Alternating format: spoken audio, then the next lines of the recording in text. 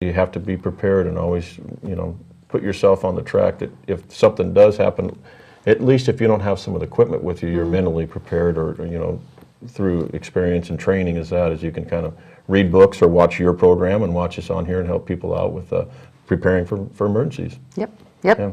So this is part 5, and it's the last part. And I kind of went through the part 5 with a CERT training that I had, and it had pretty much 5. There's some summaries and things like that that we won't have time to get into this segment series. But so we're on burns and other things. There's a lot of disaster medical, but we're going to focus on burns today. Yeah. So. Yeah, why don't we get started on that then? Well, again, just being prepared, and burns are a big part of a lot of the accidents that we do come across, and because they are caused by heat, caused by chemicals, electrical current, radiation, so there's many different variations. And with burns, it all depends on, the severity of the burn depends on the amount of time that this heat was applied to a certain area, the certain area of where the heat was applied, and how big of an area. So, you've got sunburns. You can be burned by a lighter or electrical plug-in, whatnot. A lot of people burn their hand on the stove. So there are ways of treating these. And what you want to do is you've got to determine the severity of the burn.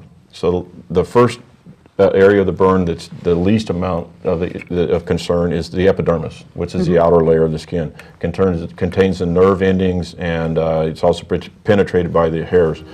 The dermis, I'm going to look at these here because they are important, is the middle layer of skin, and that contains the blood vessels and the glands. And that's also hair follicles and the sweat glands.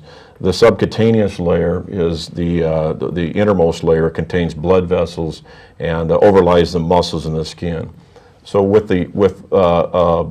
first degree burn is usually touching the stove, that's not real high temperature for a very quick or short period of time, or a hot pan that you're cooking with. I think we've all done that. You're stirring something and you end up touching your hand on the side of the pan, or some hot water or whatnot. Again, even a sunburn. Sunburns can go anywhere from a first degree, second degree. Very rarely you're going to see a third degree in that. And the first degree we usually get with a sunburn is the epidermis area again, and that's the reddening of the skin, pain and swelling. And I know myself, I like the sun, and every once in a while I'll overdo it or not put enough sunblock on, and that's another part of preparedness. When you go out into the sun, or have your sunblock with you or suntan lotion. Do you have a number that you recommend? Because I like to get tan. I'm not too well, if you worried like about to a burn. get tan, it depends on, again, your skin. When I go out, and I just like to get tan, but I don't like to spend a lot of time in the sun, but a fair amount. I'll do a sunblock 8. For me, that's just about perfect if I'm going to be out for a couple hours. If I'm going to be on the water, I like to go to Lake Billy Chinook every year, and if I'm out there for all day long, I'll put a little bit heavier coat on, or I'll keep reapplying as I get in and out of the water, because it does come off, and as you sweat, it does come off, and jump in the water, any kind of moisture is going to deplenish that effectiveness. For my feet, if I'm just sitting on the boat, or I know I'm going to be sitting on the shore for a while, I'll put 50, or my kneecaps, areas of the sun that are real tender, but the sun gets a real direct hit on there, I'll put 50. Just my feet don't need to be tan, so I'll do a 50. But primarily, I like the sunblock 8. Okay. And that's my favorite. Magical number. So the second degree burn, again, now we get into the epidermis, and that's the partial destruction of the dermis. And again, that can be caused by sunburn. Now we've gone from a redness of a sunburn, or the redness of a touch of a stove or a hot iron, to red skin and a little bit of swelling to the blistering.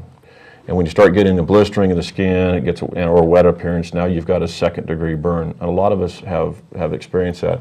I know sometimes when I haven't paid attention to my sunblock, or I haven't had it, and I do get a severe sunburn, for me, I like to have my body cool down at night. It's hard to put blankets on or clothing because of the heat.